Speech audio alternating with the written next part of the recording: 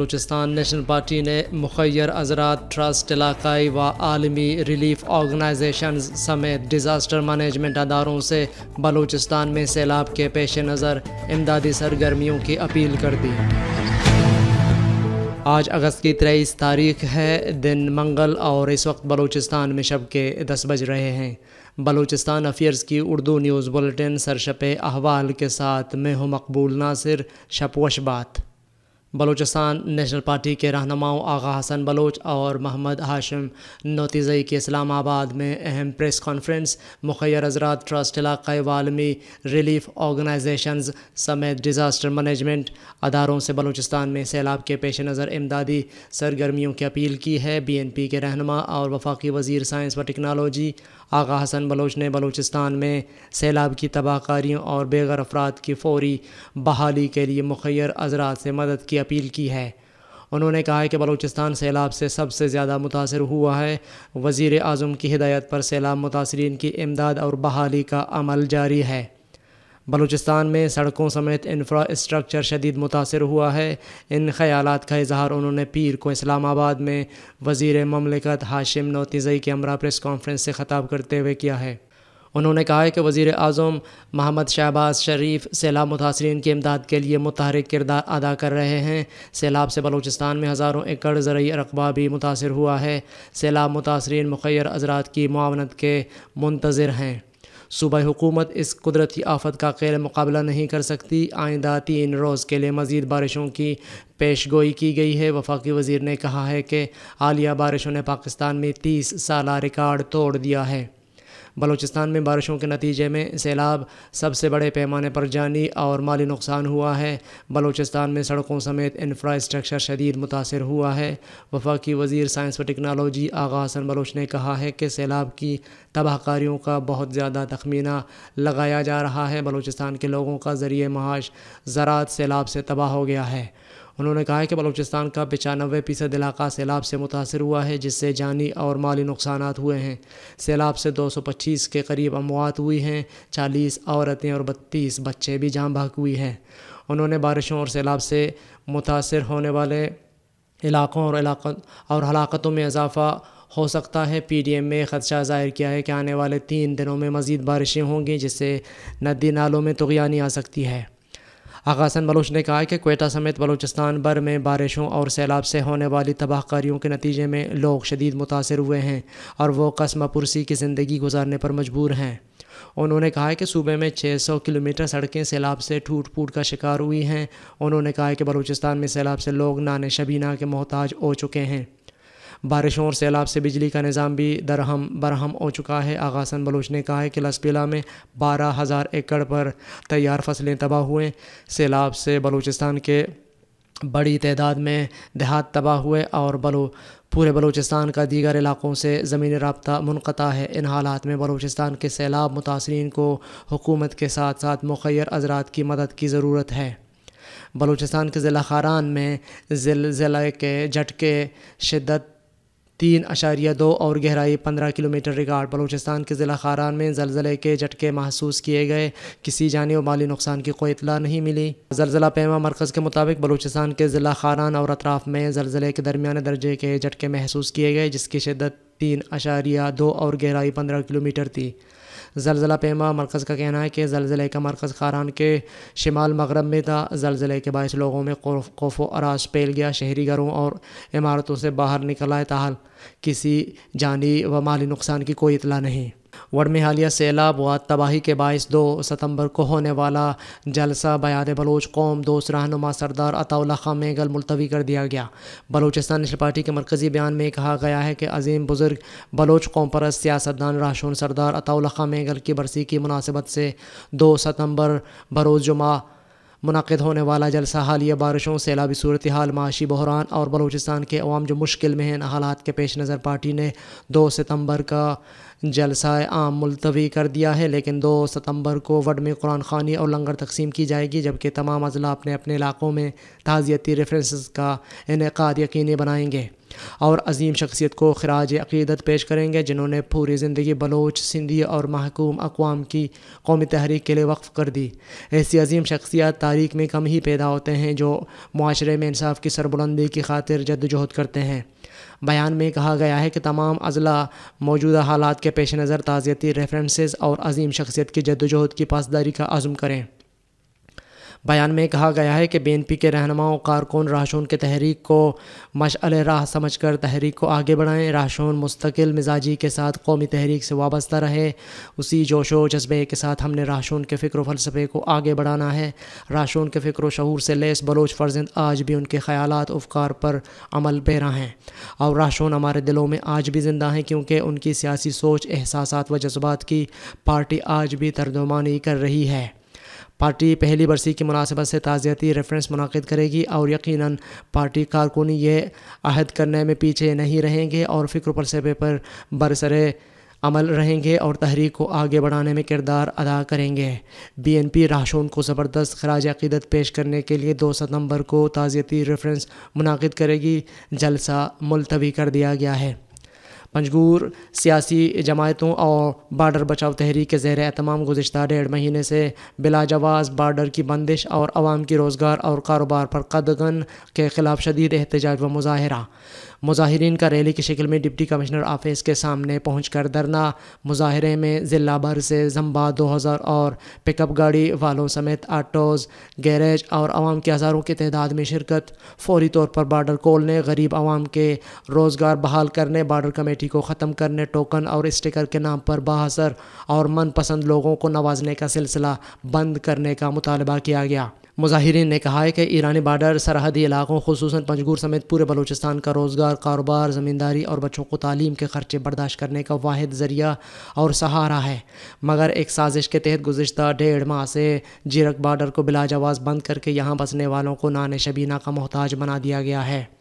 پنجگور ایک سرحدی علاقہ اور یہاں کے لوگوں کا روزگار اور گزر بسر کا واحد ذریعہ ایرانی بارڈر ہے، جہاں سے عوام تیل اور اشیاء خورد و نوش ایرانی بارڈر سے لا کر گزر بسر کرتے ہیں، لیکن افسوس ایک منصوبے کے تحت پنجگور کے عوام سے ان کا نوالا چھین کر زندہ رہنے کا حق بھی چھینا جا رہا ہے۔ کبھی ٹوکن، کبھی ایرانی حکام اور کبھی پاکستانی حکام کی طرف سے بندش کا بہانہ بنا کر کاروبار کو بند کرنے کی سازش تلاش کی جا رہی ہے، جو کسی صورت پنجگور کے عوام کو قبول نہیں۔ حکمران پنجگور کے عوام کو زندہ درگور کریں یا عوام کو ایرانی بارڈر سے آزادانہ کاروبار کے مواقع دستیاب کریں، آپ پنجگور کے عوام تک چکے ہیں۔ ایرانی بارڈر کی بندش کی سازش کسی صورت برداشت نہیں کریں گے۔ آخر میں مقررین نے کہا ہے کہ بارڈر کی بندش، موجودہ بارڈر کمیٹی، ٹوکن اور اسٹیکر کی من پسند لوگوں میں تقسیم ہمیں کسی صورت منظور نہیں۔ انہوں نے فوری طور پر پروم جیرک بارڈر کھولنے، عوام کو روزگار اور کاروبار بحال کرنے، بااثر اور من پسند بارڈر کمیٹی کو ختم کرنے کا مطالبہ کیا۔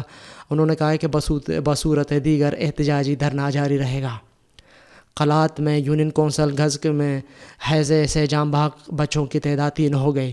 قلات میں سیلاب سے متاثرہ علاقہ یونین کونسل گزگ میں حیضہ سے ہلاک بچوں کی تعداد 3 ہو گئی۔ درجنوں افراد حیضہ سے متاثر علاقہ کا زمینی راستہ دیگر علاقوں سے گزشتہ 15 روز سے بند ہونے کی وجہ سے ادویات بھی ناپید ہو گئی ہیں۔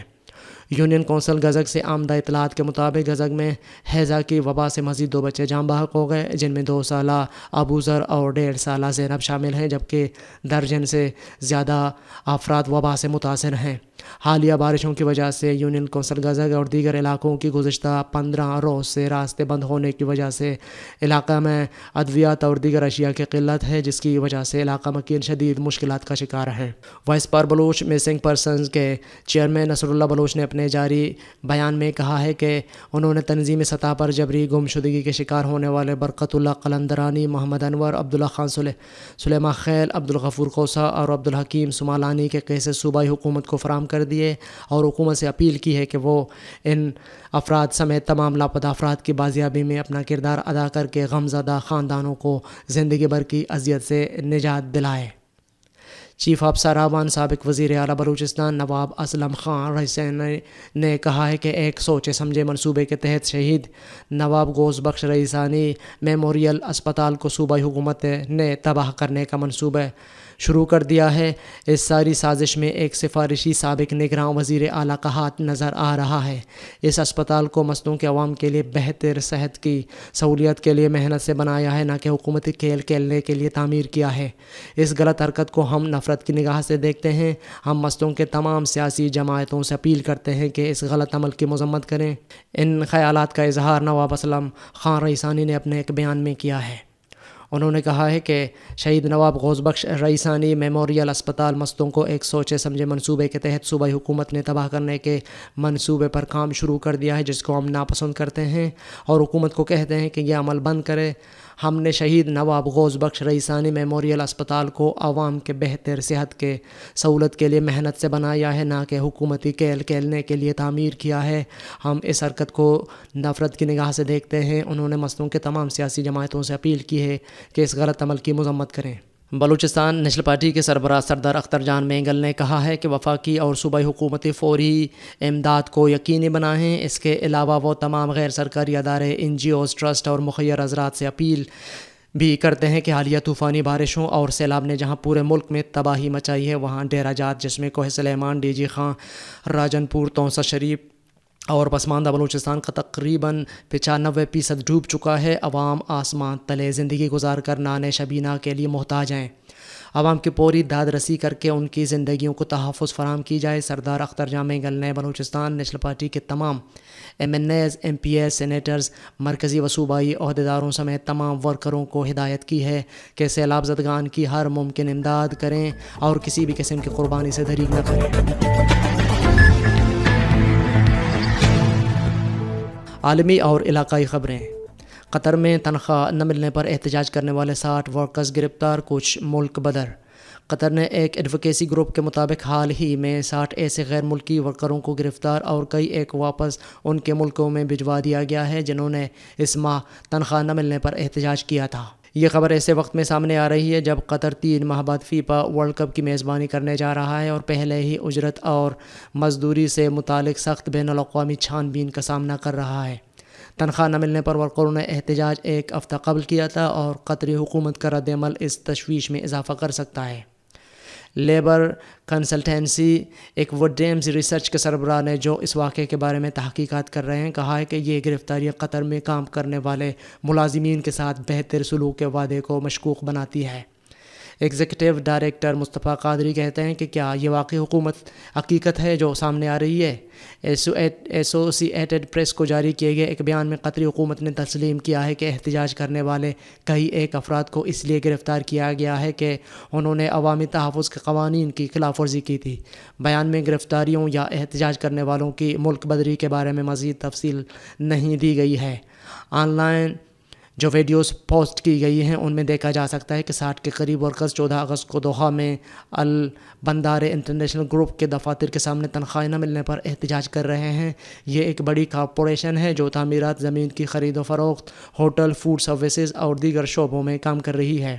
البندارے انٹرنیشنل گروپ نے جو ایک نجی ملکیت ہے درخواست کے باوجود اپنا موقف نہیں دیا ہے اور جو ٹیلی فون نمبر اس گروپ کے ساتھ رجسٹرڈ ہے وہاں پر کال کرنے کی کوشش بھی کی گئی مگر نمبر نہیں مل سکا۔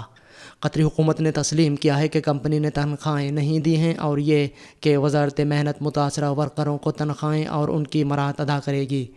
حکومت کے مطابق البندارے گروپ کے خلاف اس واقعے سے پہلے ہی حکام تنخواہوں کی عدم ادائیگی سے متعلق تحقیقات کر رہے ہیں اور اب اس معاملے کو حل کرنے کے لیے دی گئی مہلت گزرنے کے بعد مزید قدم اٹھائے جا رہے ہیں۔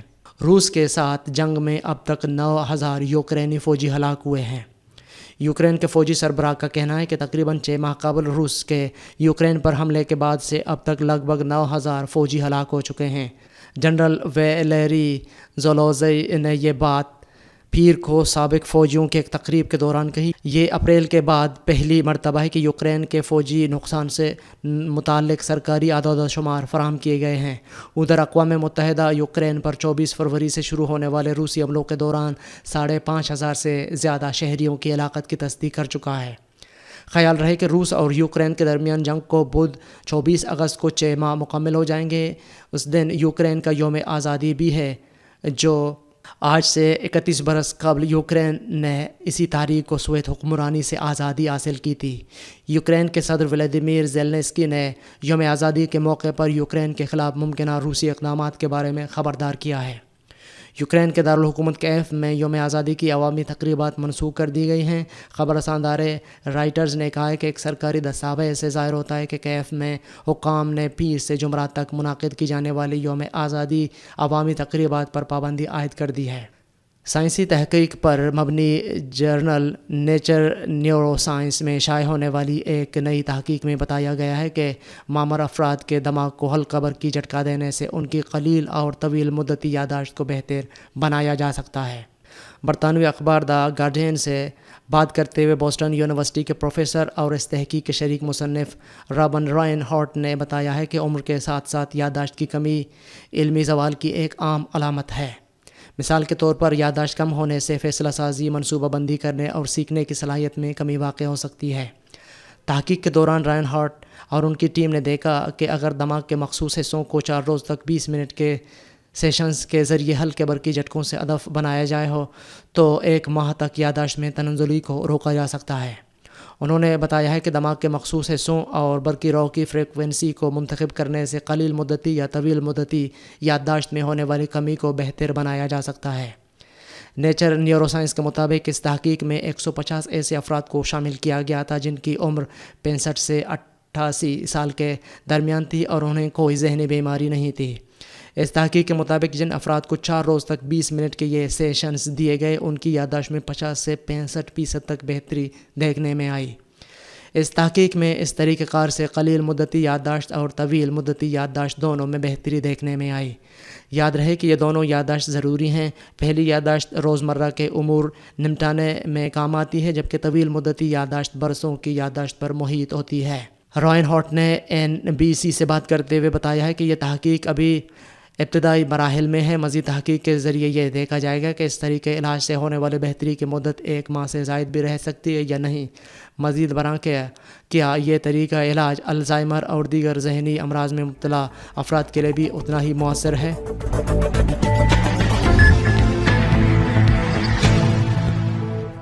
یہ تھیں اب تک کی اہم خبریں۔ مزید خبروں اور اپڈیٹس کے لیے ہماری ویب سائٹ اور یوٹیوب چینل وزٹ کریں۔ اس بلیٹن کے تکنیکی معاون تھے عمر کریم بلوچ اور اس کے ایڈیٹر تھے قمبر مالک بلوچ۔ مجھے بلوچستان افیئرز کی ٹیم کے ساتھ اجازت دیجیے۔ شپوش بات۔